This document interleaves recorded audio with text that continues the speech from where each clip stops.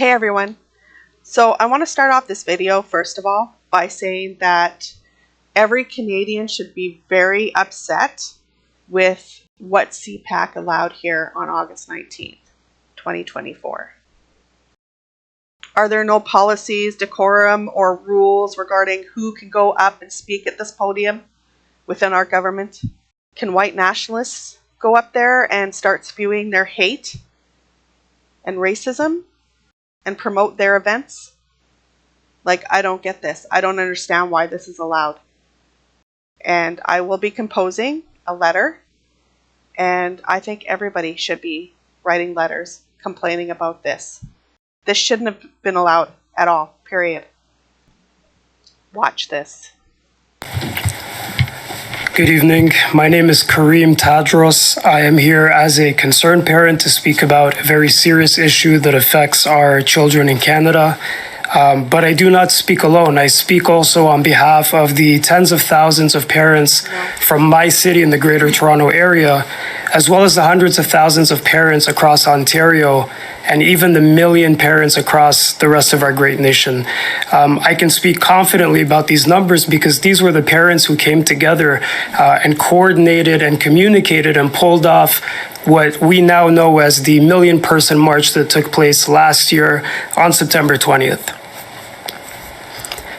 The mainstream media downplayed the size and significance of this event.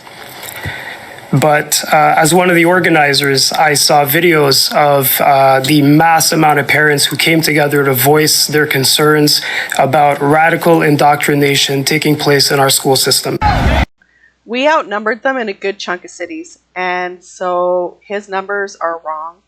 And as somebody who was there on the Victoria one, we outnumbered them 10 to 1. Like, it was huge. And we need to do that again.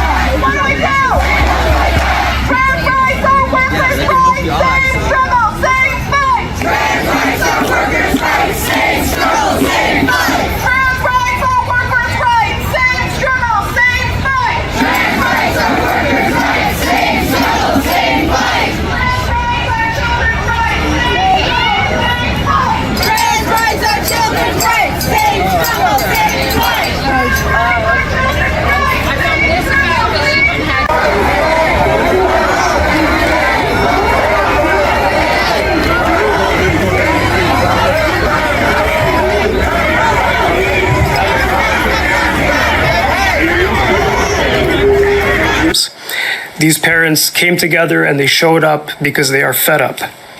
And they are so fed up that millions more have joined this movement and will be participating again this year on Friday, September the 20th, 2024. Some have made the effort to deliberately distort the message of these parents that came together and to discredit the voices. So I'm here to make it clear and eliminate any confusion about what these efforts signified.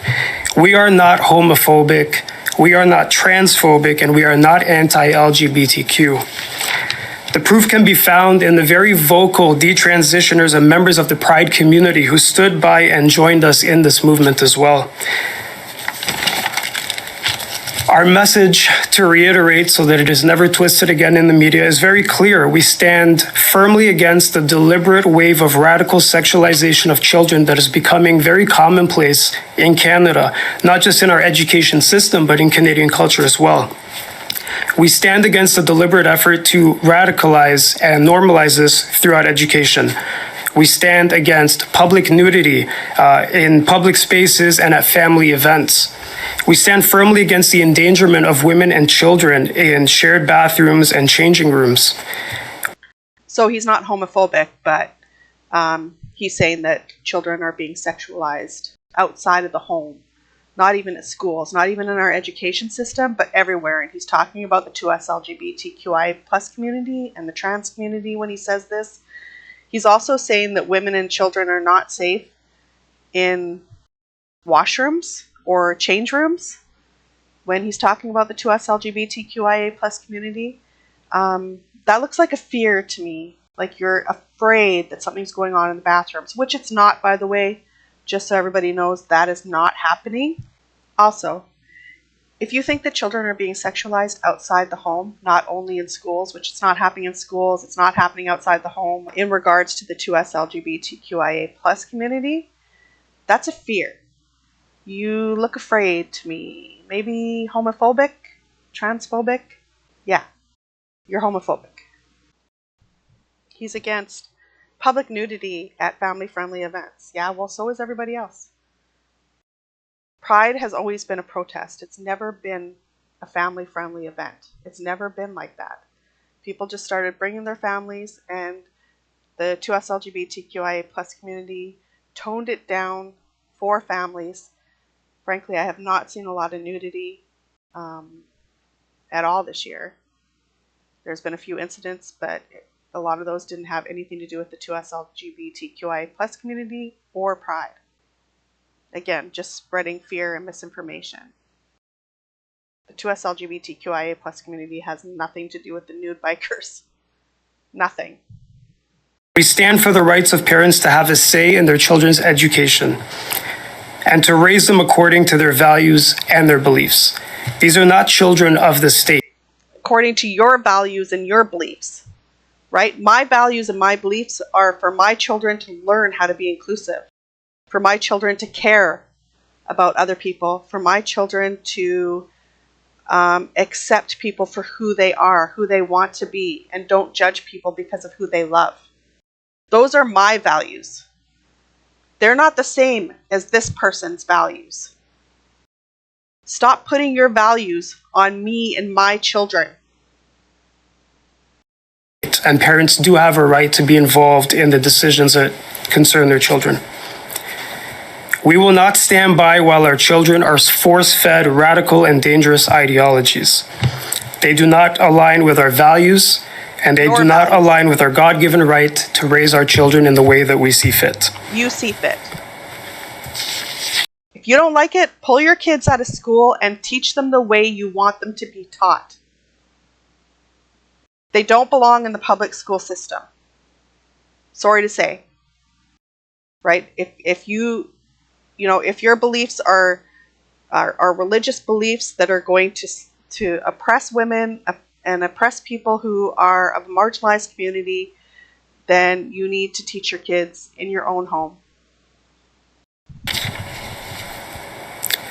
If religion must be stripped and removed from the public education system, then so too must these radical ideologies. Why? Has nothing to do with religion. The 2S LGBTQIA community has nothing to do with religion. Why would that have to be pulled out? How are you making the correlation? As it currently stands, a multitude of laws and criminal codes are being violated every day throughout the education system. Wrong. That's why I've reached out this morning to the new Minister of Education, Jill Dunlop. Parents across Ontario welcome her, and we look forward to this as a hopeful step to take the parents' concerns seriously and not to make the same mistakes as the past administration. Similarly, many parents, volunteers, and organizations who are part of this growing movement will be contacting ministries of education across the nation. We remind them that the public school system exists to serve the communities and its families. And if these schools no longer service the communities in which they stand, then it is our job to make sure that we reform them and we rebuild them. Nope. Otherwise, we leave the schools and find other alternatives. Yes, please. This year, we have seen one of the largest declines in classroom attendance. We've seen a very large increase in teachers resigning from positions in the... Teachers are resigning because you're telling them they're grooming and sexualizing children. People are going into classrooms and attacking teachers because they have a pride flag up. People are stalking teachers on Twitter to the point where teachers have to start taking them to court and get protection orders. Come on, buddy. Public education system. We've identified and cataloged many violations in the public school system, which will expose the faculties to endless lawsuits. Yeah, sure you have. If parents' voices won't be heard, these classrooms will be emptied until our leaders are ready to listen to parents. We will also hold elected and Like, totally off topic here, but look at the guy in the back. I gotta look him up. I can't remember who he is, but ooh. He looks mad. Like, look at him. Staring at the camera. He looks like he's staring into my soul. appointed officials accountable for their contractual obligation to ensure the safety of the communities that they represent. They do. This year, we have seen very serious violations of human rights and criminal code not being upheld. If our voices are not being heard when public nudity goes rampant at so-called pride family events and in front of children under the watchful eye of the police, if voices are not being heard and the police do not take action to uphold the law, then how can they maintain the faith of the community in them? When we marched on September 20th and called on parents across the nation to join us, we were met with open violations, including allowing counter-protests to dominate these spaces and smother our constitutional rights to protest. At the beginning, he said that thousands of people showed up. Thousands of people showed up. I'm trying not to mic pop.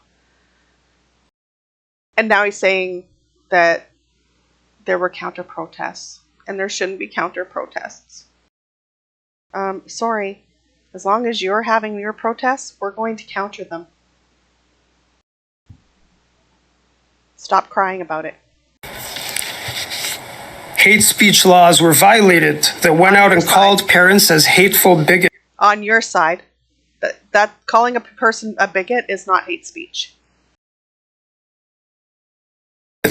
From every level of administration, including school boards, ministries of education, mayors, city councilors, and even our nation's leaders. Good.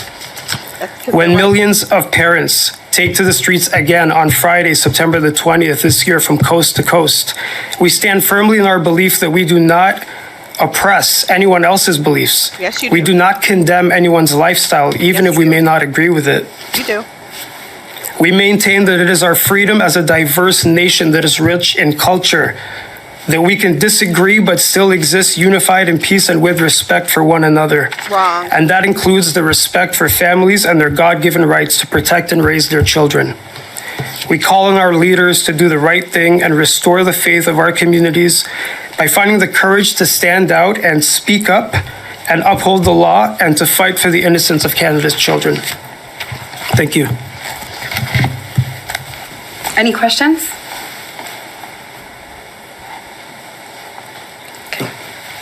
No, that should not have been allowed on August 19th. And I implore every person, every ally, every 2S LGBTQIA plus community member, hopefully some of the bigger people will pick this up, to write letters and find out why this was allowed in Ottawa on Parliament Hill in our Parliament building. Thank you, everyone.